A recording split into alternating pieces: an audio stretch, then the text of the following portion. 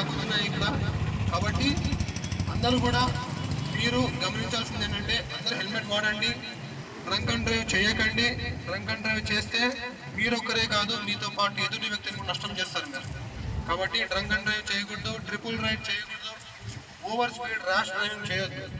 Especially Araku నుంచి చాలా బాగుంది, అవునా కదా? సో దాంట్లో మీరు టెంప్ట్ అయ్యి ఫాస్ట్గా వెళ్దామని, ఈ యూత్ కొంతమంది ఏదో చేద్దామని చెప్పేసి ఏదో ఫాస్ట్గా వెళ్ళిపోవడం లాంటివి ఇలాంటివి అస్సలు చేయకండి. క్షణికావేశం అంటారు కదా, క్షణికావేశంలో మీ ప్రాణాలు పోతుంటాయి. కాబట్టి అందరూ కూడా నాతో పాటు ఇలా చేయబట్టింది, ఒకసారి ప్లేట్ చేయండి. అందరూ చేయబట్టింది ఇలాగా, అందరూ ఇలా చేయబెట్టండి నాతో పాటు, ఓకేనా? వాడు తాగిన అనుకోవచ్చు, లేదా వాడికి ఇంకేదన్నా మూడ్ స్వింగ్స్ ఉండడం వల్ల వాడు ఫాస్ట్గా రైడ్ చేయొచ్చు.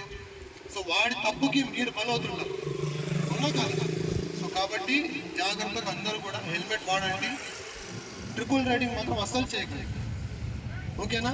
ఇవాళ నుంచి ఖచ్చితంగా అరకు మండలంలో మాత్రం ప్రతి దగ్గర వెహికల్ చెకింగ్ ఉంటుంది. Not only by the police department but also from the transport department. MBA ఉంటారు కదా, వాళ్ళ దగ్గర నుంచి కూడా కలెక్టర్ గారికి క్లియర్ ఇన్స్ట్రక్షన్స్ ఉన్నాయి. రాబోయే 3 నెలల్లో ఈ మండలంలో, అరకు మండలంలో టూరిస్టుల నుంచి వచ్చే ఉందా దానికి బ్యాక్ పౌచ్ వేసారా? 10,000 రూపాయల సెల్ ఫోన్ కోసమే మీరు బ్యాక్ పౌచ్ వేసి అంత సేఫ్టీగా పెట్టుకుంటే, అవునా కదా? అవునా? 10,000 రూపాయల సెల్ ఫోన్ కోసమే మీరు బ్యాక్ పౌచ్ పెట్టి అంత పెట్టి సేఫ్ గా చూసుకుంటున్నారు. అలాంటిది మీ లైఫ్ ఎంత ఇంపార్టెంట్ అండి మీకు, అవునా? 1000 రూపీస్ పెడితే మీకు మంచి ఐఎస్ఎంఆర్ కొన్న హెల్మెట్ వస్తుందా రాదా? అవునా?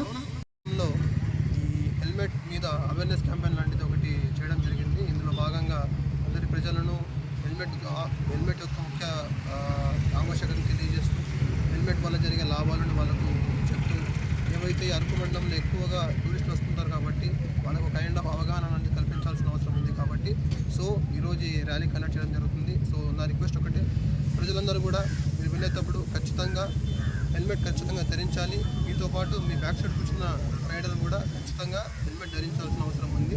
దాంతోపాటు ట్రిపుల్ రైడింగ్ అసలు చేయకండి. ట్రిపుల్ రైడింగ్ చేస్తే దానికి తగ్గట్టు బ్యాలెన్స్ మిస్ అవ్వడం లాంటివి జరగడం వల్ల యాక్సిడెంట్ జరుగుతున్నాయి. సో దాంతోపాటు ఈ ట్రిపుల్ రైడింగ్ చేయకూడదు. అండ్ ఆల్సో ఓవర్ స్పీడింగ్, ఎక్కడైతే ఈ అరకు నుంచి పాడేరు వరకు మొత్తం కొత్త హైవే కన్స్ట్రక్షన్ అవుతుంది కాబట్టి ఇక్కడ కూడా ఈ ఓవర్ స్పీడింగ్ లాంటివి ఎక్కువ ఉన్నాయి. కాబట్టి ఇలాంటివి చేయకూడదు. పోలీస్ ఇక్కడ నుంచి డైలీ వెహికల్ చెకింగ్ చేయడం, వాళ్ళ దగ్గర ఉన్న డాక్యుమెంట్స్ చెక్ చేయడం లాంటివి అయితేనేమి, హెల్మెట్ లేకపోతే ఫైన్ చేయడం లాంటివి ఇప్పటి డైలీగా జరుగుతుంటాయి. కాబట్టి ప్రజలందరూ కూడా సో ఈరోజు ఈ గ్యాదరింగ్ ఎందుకు చేశామంటే, అరకు మండలంలో గత 3 నెలల నుంచి యాక్సిడెంట్స్ ఎక్కువ రిపోర్ట్ అవుతున్నాయి. కాబట్టి ఆ యాక్సిడెంట్స్లో కూడా 2 వీలర్స్ యాక్సిడెంట్స్ ఎక్కువ అవుతున్నాయి. కాబట్టి కైండ్ ఆఫ్ అవేర్నెస్ క్యాంపెయిన్ లాంటిది, అవేర్నెస్ ర్యాలీ లాంటిది కండక్ట్ చేయడం కోసం ఈ గ్యాదరింగ్ ని పెట్టి ఉన్నాం. సో కాబట్టి అందరికీ మన పాడేరు డిఎస్పీ సార్, బాసా సార్ వచ్చారు. ఈ ట్రాఫిక్ రూల్స్ కోసం ఎస్పెషల్లీ మన ఈ టూరిస్ట్ ప్లేస్ అయిన అరకు వ్యాలీలో యాక్సిడెంట్లు ఎక్కువైపోవడం కట్టాలి.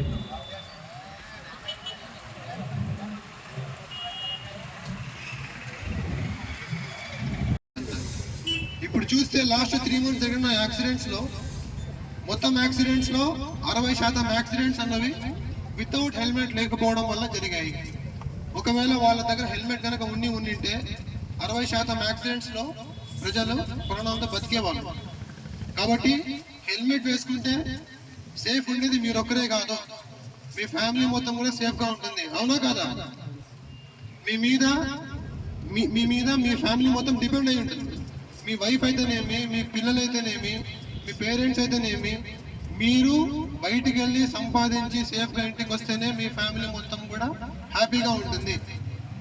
కాబట్టి మేము ఇంత దూరం వచ్చి ఈరోజు ఇక్కడ వచ్చి మీ లైఫ్ అన్నది చాలా ఇంపార్టెంట్.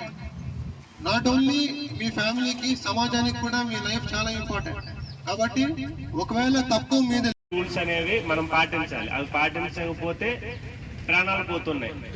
సో వాటన్నింటిని దృష్టిలో పెట్టుకొని సార్ మీకు ఎంబీ రూల్స్ మీద అవగాహన కల్పిస్తారు. దయచేసి వాటిని శ్రద్ధగా విని అవి పాటించాలి. అవి పాటిస్తేనే ఈ మీటింగ్ ఎంతమంది క్రౌడ్ గ్యాదర్ అయిన వాటి యొక్క ఉపయోగం ఉంటుంది. దయచేసి అందరూ శ్రద్ధగా వినండి. మన డిఎస్పీ సార్ ఇప్పుడు మాట్లాడతారు. కట్టాలి.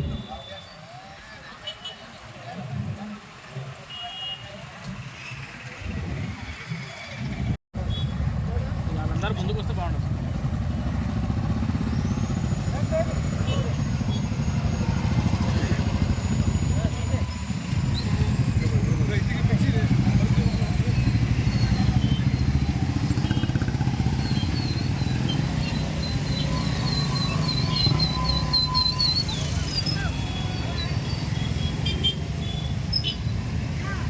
ఎవరైనా చేస్తే వాళ్ళని కూడా పట్టుకొని కేసులు కట్టి కోర్టు ముందు ప్రవేశపెడతాం.